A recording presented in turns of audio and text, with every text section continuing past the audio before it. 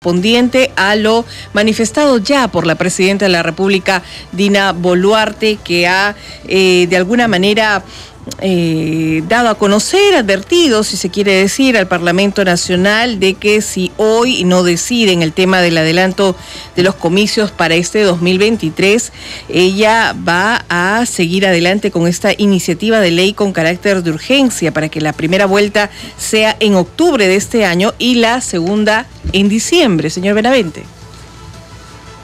Sí, yo creo que el adelanto de elecciones por 3-4 meses no va a cambiar en lo sustancial la situación de caos que vive el país.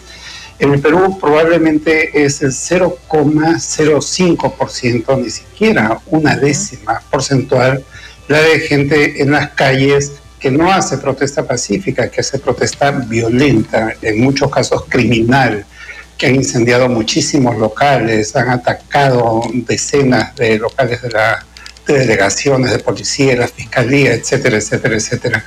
Y el tema es que ellos no pueden imponer una agenda.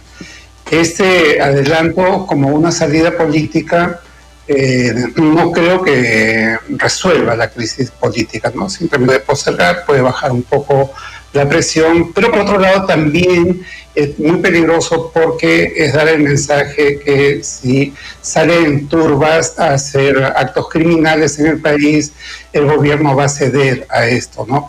Luego de una etapa muy larga en que el gobierno no puso firmeza para contener la violencia criminal de estos grupos, que en realidad es el terrorismo del siglo XXI, son grupos criminales, terroristas, de narcotraficantes, como todos sabemos, ¿no? Que por cierto utilizan a algunas personas bien intencionadas que tienen derecho a la protesta, ¿no? Pero lo que está detrás es una agenda tremenda para convertir al Perú en una Venezuela, en una Cuba.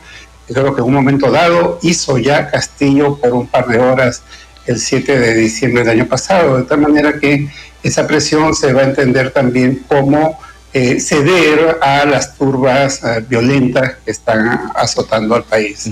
Ahora, hemos visto la posición en estos últimos días del Parlamento Nacional, no han dado luz verde a este adelanto de elecciones, por lo tanto, ¿qué garantizaría, si es que hay algún tipo de garantía de que se pueda llegar a estos 87 votos frente a la iniciativa planteada por la mandataria? Señor Benavente.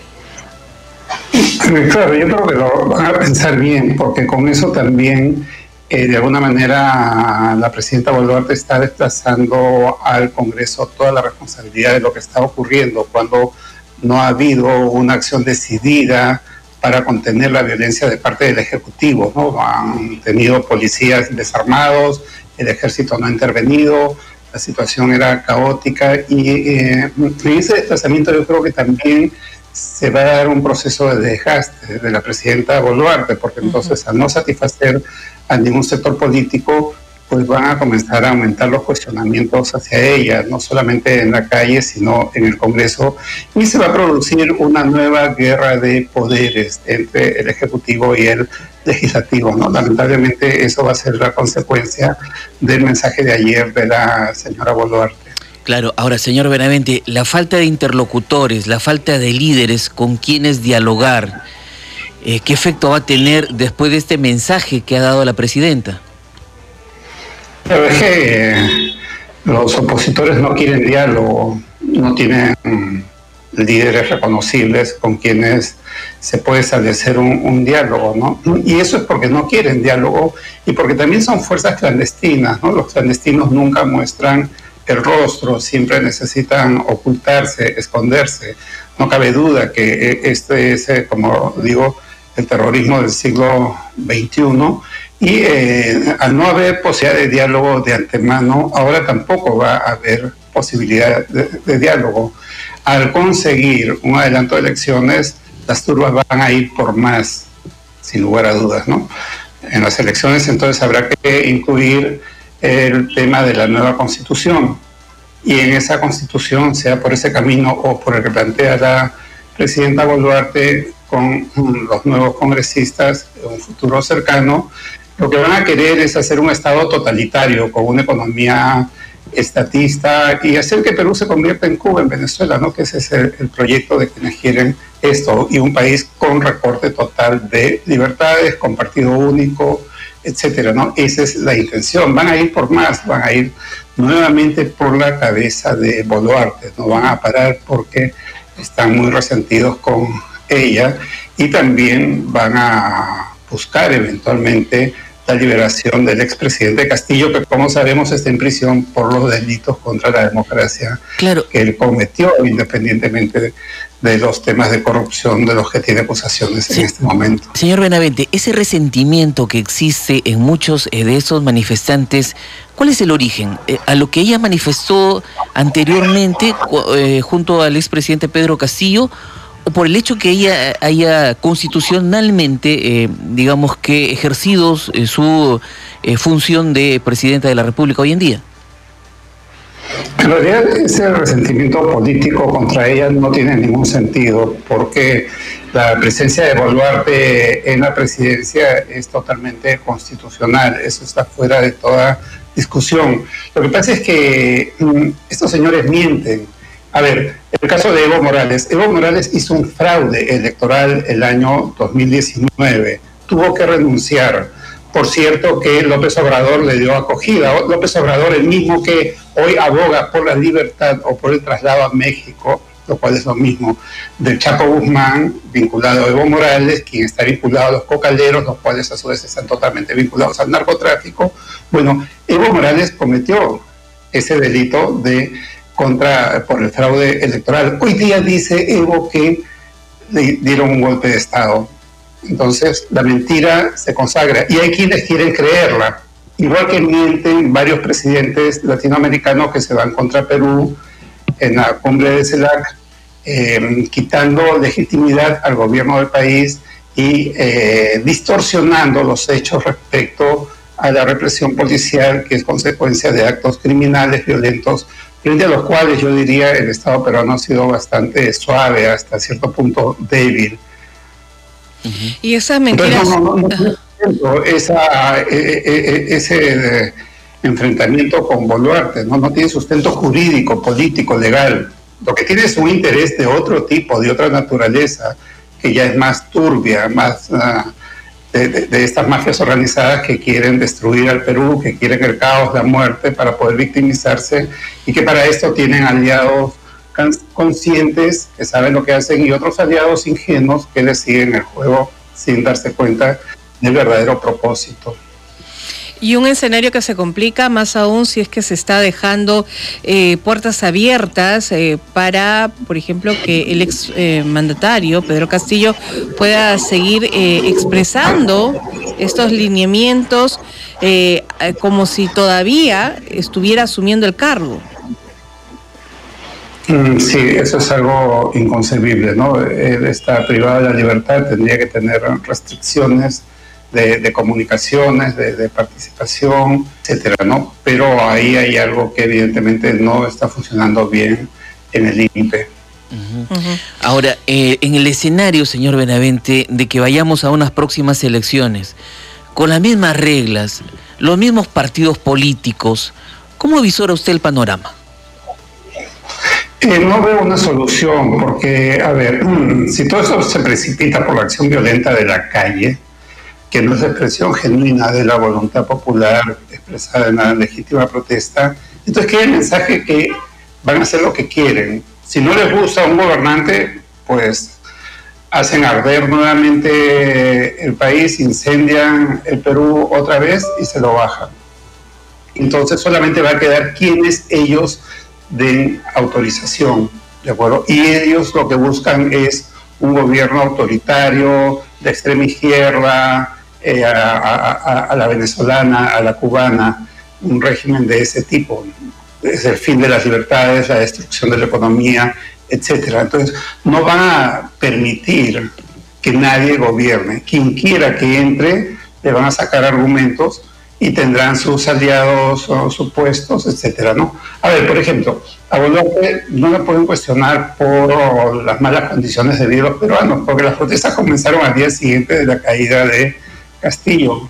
en un día de gestión ella no podía arreglar problemas históricos de más de 200 años, ¿no? Pero entonces siempre van a encontrar una argumentación, una pseudo argumentación para esto, ¿no? Entonces, lo que se viene puede ser una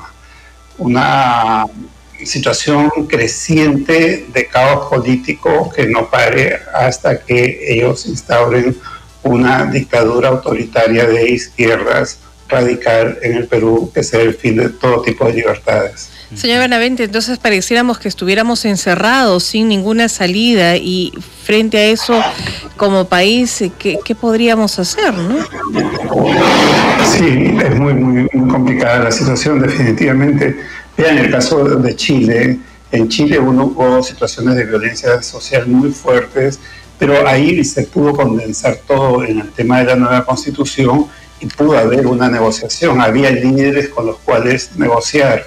Y la fórmula fue, bueno, pues les doy Constitución y ustedes me dejan a mi gobierno que termine mi mandato y cesan, frenan la violencia. Entonces hubo una fórmula de negociación, había líderes con quien negociar, ¿no? Otra historia sería luego el camino del referéndum para no darle paso a esa Constitución que también iba contra los intereses reales de los chilenos, ¿no? Y la situación es que tienen hoy a un Boric, claro, un Boric que está cometiendo muchos errores, que acaba de enfrentarse innecesariamente con Perú, que cada día pierde más respaldo y está muy cuestionado en este momento, ¿no? En el referéndum fue derrotado de manera categórica, aplastante, ¿no? Pero en el momento había una salida. Acá esto es un callejón sin salida, porque por otro lado cada partido juega a sus intereses partidarios, a los intereses individuales de los líderes, etcétera, ¿no? Desde Fuerza Popular, que quiere acelerar muchísimo la elección, que la primera vez que se votó esto en diciembre había propuesto que esté en julio de este año, simplemente porque Keiko está muy ansiosa por entrar a la presidencia, considera que puede ganar y de esa manera también librarse de los problemas judiciales que tiene. Está entre la presidencia y ser presidiaria, ¿no? Entonces, por eso es el apuro. Y los otros congresistas que no quieren, que quieren muchos de izquierda, irse hasta el 2026, pues porque tenían sueldos de 1.000, 2.000 soles y ahora tienen tremendos sueldos, privilegios, lobbies, muertos y heridos, ¿no? Entonces no quieren perder esa mamadera de alguna manera. Entonces todo responde a intereses. Por eso es que es muy difícil una salida en el Perú. Y por otro lado, muchos que se juegan, que se prestan a un juego indecente, indebido, irregular en el Perú. Fue una vergüenza ayer leer el comunicado de la Defensoría del Pueblo, que dice que hay muchos muertos, se escandaliza por tantos muertos, y dice que es el Parlamento y el Ejecutivo quienes pueden detener eso, hacer algo para detener esto. Y no mencionan ni una palabra a las hordas criminales que han sembrado el caos, el terror en el Perú. Esa es la Defensoría que con nuestro presupuesto se presta al juego de estos criminales de una manera desvergonzada.